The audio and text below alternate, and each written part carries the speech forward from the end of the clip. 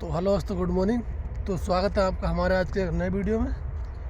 तो आज मैं देखिए जिस खेत में घूम रहा हूँ, वीडियो बना रहा हूँ, तो वो खेत जो है उसमें गन्ना था। और इसमें मैंने जब गन्ना गड़ाया था तो इसमें गेहूँ काट रहे मैंने गन्ना गड़ाया था, यानी आउट सीजन में गन्ना गड़ाया था। और गन्ना डाल के मैंने फिर गेहूँ बो दिया है देखिए। यानी अगर मैं गन्ना ही करता केवल, तो गन्ना के बाद पेड़ी, और पेड़ी के बाद खेत खाली पड़ा रहता। तो देखिए अभी मैंने उसमें मतलब बैयर था, बैयर डाल के तुरंत गेहूँ बो देता, और गेहूँ बोने के बाद फिर गन्ना काटा देता, और गन्ना डाल के मैंने फिर गेहूँ बो दिया है, और फिर गेहूँ काट के फिर गन्ना इसमें काटा देंगे। यानी खेत बिल्कुल खाली नहीं रहने देंगे। जैसे बहुत से लोग क्या करते हैं, मतलब अभी ये गन्ना पेड़ी था, अब खेत खाली पड़ा है, अब गेहूँ बो देंगे, गेहूँ के बाद से धान काटा देंगे, धान के बाद फिर गन्ना काटाएंगे। यानी इसमें एक फसल का जो है गैप हो जाता है। तो मैं जैसे मेरे तरफ बंदर ज़्यादा हो गए हैं, तो इस चक्कर में जो है वो मतलब उस हिसाब से गन्ना गड़ा नहीं पाते। वरना तो मैं तो ऐसा ही करता हूँ, जैसे खेत खाली भी ना रहे और एक फसल एक्स्ट्रा मिल जाए, यानी हर 4 महीने में। इसलिए गन्ना 1 साल में होता है, तो हम क्या करते हैं, गेहूँ काट के मतलब 3-4 महीने में गेहूँ तैयार होता है, गेहूँ काट के तुरंत गन्ना गड़ा, तुरंत गन्ना डालने के बाद फिर गेहूँ बो देते हैं।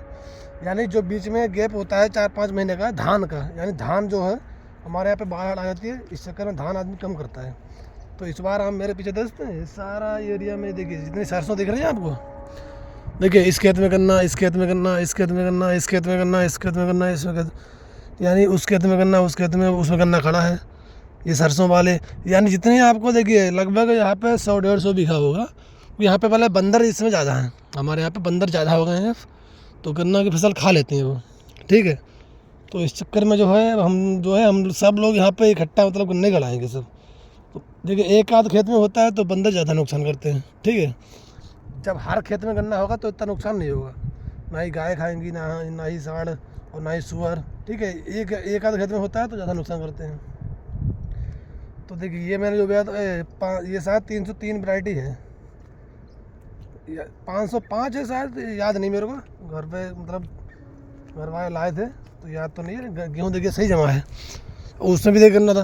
देखिए वो जो गेहूँ बोया है वो धान काट के उन्होंने गेहूँ बोया, और ये देखिए गन्ना डाल के गेहूँ, देखिए पास से दिखाता हूँ आपको। देखिए वो वाला जो गेहूँ है कितना अंतर है, वो थोड़ा ही अंतर है। वो वाला सामने गेहूँ देख रहे हैं आप, वो गेहूँ जो है धान काट के गेहूँ गड़ाया गया, और वो वाला गेहूँ और ये वाला गेहूँ गन्ना काट के गड़ाया गया, कितना अंतर है। यानी इनका गन्ना, हमारा गन्ना एक साथ ही बोया गया था, इनने जो है चीनी मिल में पहले डाल दिया, लगभग 8-10 दिन 20 दिन पहले डाल दिया। हमारे पर्ची बाद में आई, हमने बाद में डाला।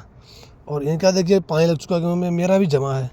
मेरे गेहूँ को हो गए हैं आज, यानी आज तीसरा संडे है, यानी 2 संडे पहले बोया गया था, तीसरा संडे है आज, यानी आज हो गए हैं 20-22 दिन।